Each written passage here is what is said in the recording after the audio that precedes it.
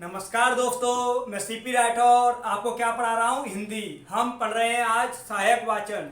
सहायक वाचन के हमने कितने पाठ पढ़ लिए? 3 पाठ। एक प्रश्न आ जाए, 3 गौण गद्य विधाओं के नाम लिखो। क्या लिखोगे? सहायक वचनों के पाठों के नाम। नंबर 1 यात्रा वृत्तांत, नंबर 2 रेखा चित्र, नंबर 3 संस्मरण, नंबर 4 आत्मकथा। 3 विधाएं हमने पढ़ ली हैं। आज हम पढ़ रहे हैं चौथी विधा। ये विधा कौन सी है? आत्मकथा। तो मैं छत्रपाल राठौर यानी कि सीपी राठौर आपको क्या पढ़ा रहा हूं? हिंदी। आप मेरे चैनल को क्या करो? सब्सक्राइब। तो पाठ 4, इसका नाम क्या है? मेरे जीवन के कुछ चित्र। इसकी विधा क्या है? इसकी विधा है आत्मकथा। इसके लेखक कौन हैं? इसके लेखक हैं डॉक्टर राम कुमार वर्मा। लेखक कौन है? डॉक्टर राम कुमार वर्मा। तो हम व्याकरण को साथ लेके पढ़ रहे हैं। एक प्रश्न आ जाए कि आत्मकथा किसे कहते हैं? तो आत्म माने स्वयं, कथा माने कहानी। स्वयं की कहानी आत्मकथा है। यानी परिभाषा क्या हो सकती है? तो जब लेखक जीवन के विविध रूपों को काल क्रम के अनुसार, जब लेखक जीवन के विभिन्न खंडों को, या जब लेखक जीवन की विविध घटनाओं को काल क्रम के अनुसार विविध रूपों में प्रकट करता है तो उसे आत्मकथा कहते हैं। अब आ जाए कि 2 आत्मकथाओं के नाम लिखो। तो लिख दो। नंबर 1 हरिवंश राय बच्चन। इन्होंने क्या लिखी थी? क्या भूलूं क्या याद करूं, आत्मकथा। नंबर 2 बाबू गुलाब राय। इनकी कौन सी है? मेरी असफलताएं। नंबर 3 सुभाष चंद्र बोस। इनकी कौन सी है? तरुण स्वप्न। नंबर 4 राम कुमार वर्मा। इनकी कौन सी है? मेरे जीवन के कुछ चित्र। तो आओ हम पढ़ते हैं इस कथा को। तो राम कुमार वर्मा जी ने क्या लिखा? स्वयं के बारे में लिखा। किस नाम से? मेरे जीवन के कुछ चित्र नाम से। तो उन्होंने बताया कि जो मेरी माँ राय रानी देवी हैं, ये संगीतज्ञ हैं। मैं इनकी प्रेरणा से ही संगीत सीख पाया। तो वो क्या कहते हैं? मैं सबसे पहले अपनी माता राज रानी देवी का स्मरण करता हूँ। जो मेरी माँ राय रानी देवी हैं, ये सुबह ही यानी भोर होते ही जग जाती हैं और बड़ी तन्मयता से भोर भई जागो रघुनंदन का गायन करती हैं और मुझे भी गाने के लिए कहती हैं। मेरी माँ की प्रेरणा से मेरे भाई रघुवीर सिंह ब्रज भाषा में और मैं खड़ी बोली में काव्य रचना की। तो मेरी माँ की प्रेरणा से हम सीख पाए। वो आगे कहते हैं कि मैं बचपन में ही कृष्ण अभिनय का बड़ा शौकीन था, बड़ा विशेषज्ञ था। कृष्ण अभिनय के लिए मुझे कभी कभार तो शहर से बाहर जाना पड़ता, मेरी छुट्टियां भी हो जाती। कृष्ण अभिनय का शौक मुझे इतना था कि बांसुरी तो छूटी ही नहीं। लेकिन जब एक दिन मैं मोहल्ले में ही बांसुरी बजा रहा था, जिसकी शिकायत मेरे ही एक मित्र ने पिताजी से कर दी और पिताजी की डांट ने बांसुरी को छुड़ा दिया।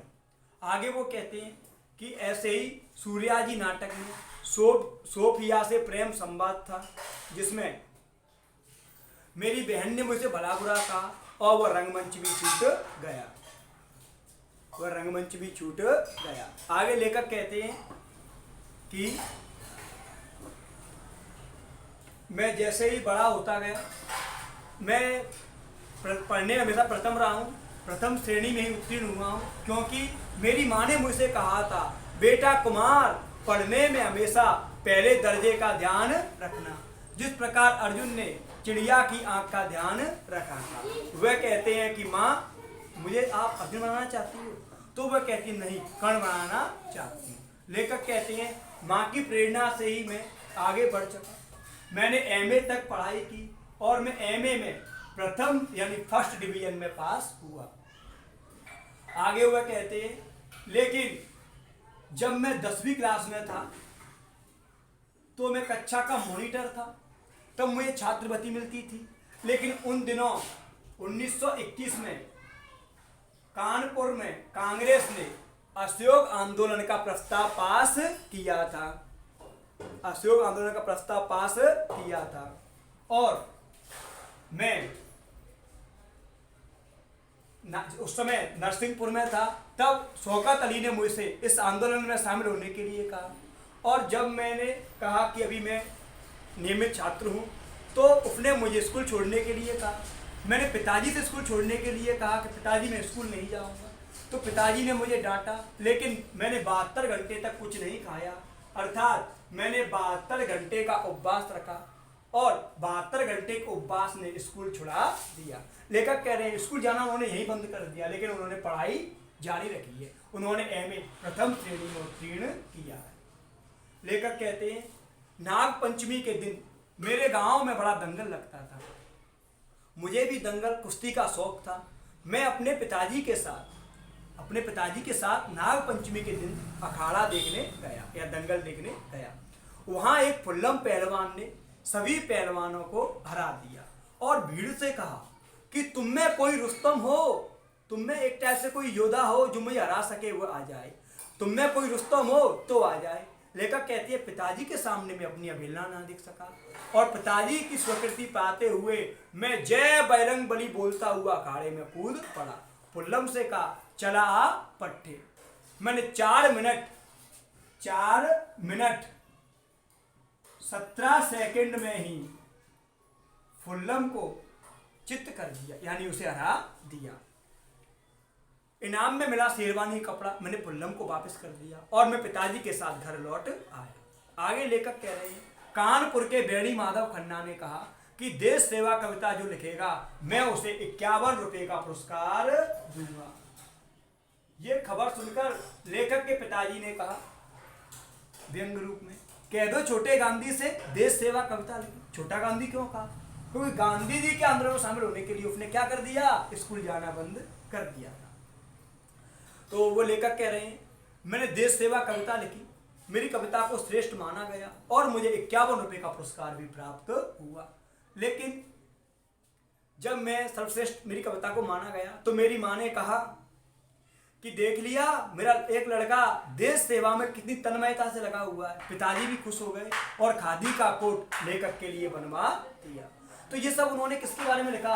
अपने जीवन के बारे में लिखा। उन्होंने बताया कि उन दिनों जुलूस निकलता था झंडे को लेकर, तो मैंने एक झंडा गीत लिखा था, नहीं डरेंगे नहीं डरेंगे तोपों से तलवारों से, नहीं डरेंगे लेस मात्र भी भीषण कारागारों से। अब प्रश्न आ जाए ऑब्जेक्टिव कि मेरे जीवन के कुछ चित्रपाठ की विधा क्या है, आत्मकथा। लेखक कौन है? राम कुमार वर्मा। राम कुमार वर्मा को देश सेवा कविता के लिए कितना रुपए प्राप्त हुआ इनाम में? 51 रुपए। देश सेवा कविता की घोषणा किसने की थी? कानपुर के बेड़ी माधव खन्ना ने। लेखक के किस मित्र ने स्कूल छोड़ने के लिए कहा? शौकत अली ने। अब आ जाए इस पाठ से 2-3 प्रश्न आते हैं।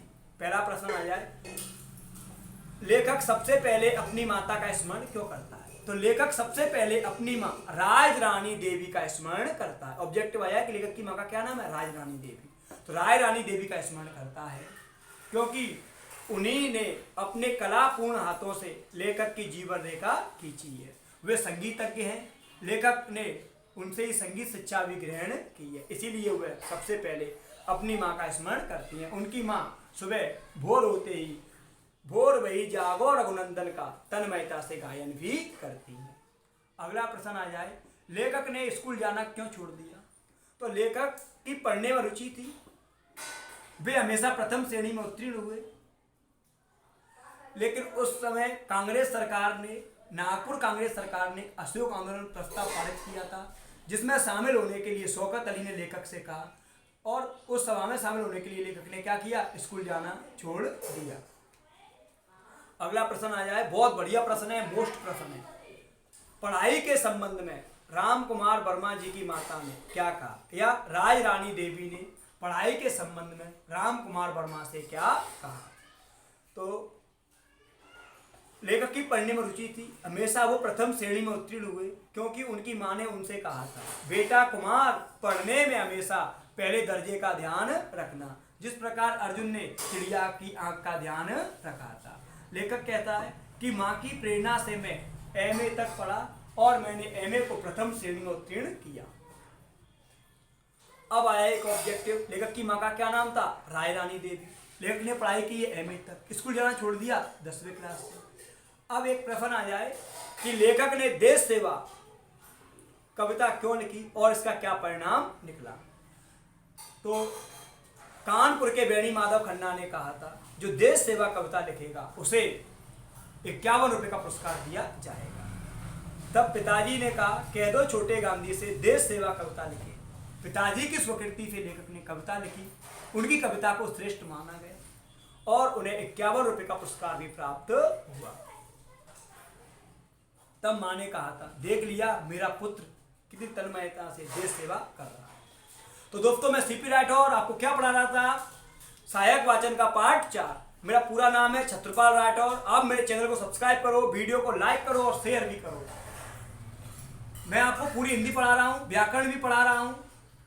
अब मैं क्या लगवाऊंगा, पहले लिया था पद्य खंड का 1 से 5 तक का टेस्ट, वैसे ही लूंगा 1 से 5 तक पद्य खंड सहायक वाचन के ऑब्जेक्टिवों का टेस्ट। आप तैयार रहो इसको लगाने के लिए। और वीडियो को भी क्या करना है, आपको शेयर करना है, दोस्तों के लिए भी शेयर करो, खुद भी वीडियो को देखो। प्रश्न नहीं आ रहा है कमेंट करके पूछ सकते हो आप। पीडीएफ भी सेंड करने के लिए मैंने लिंक दे दी है, पीडीएफ सेंड कर दिए। डिस्क्रिप्शन बॉक्स में आप पीडीएफ ले सकते हो। जिस पार्ट की पीडीएफ नहीं मिल रही आप मेरे लिए कमेंट्स कर सकते हो, मैं उसके लिए पीडीएफ की सुविधा उपलब्ध करा दूंगा। तो आपको क्या पढ़ना है? हिंदी। और हिंदी यहाँ पूरी पढ़ाई जा रही है, इसके लिए आपको व्यर्थ में तनाव नहीं लेना है, बस नियमित रूप से आपको वीडियो को देखना है। फिर मिलते हैं नए पाठ के साथ।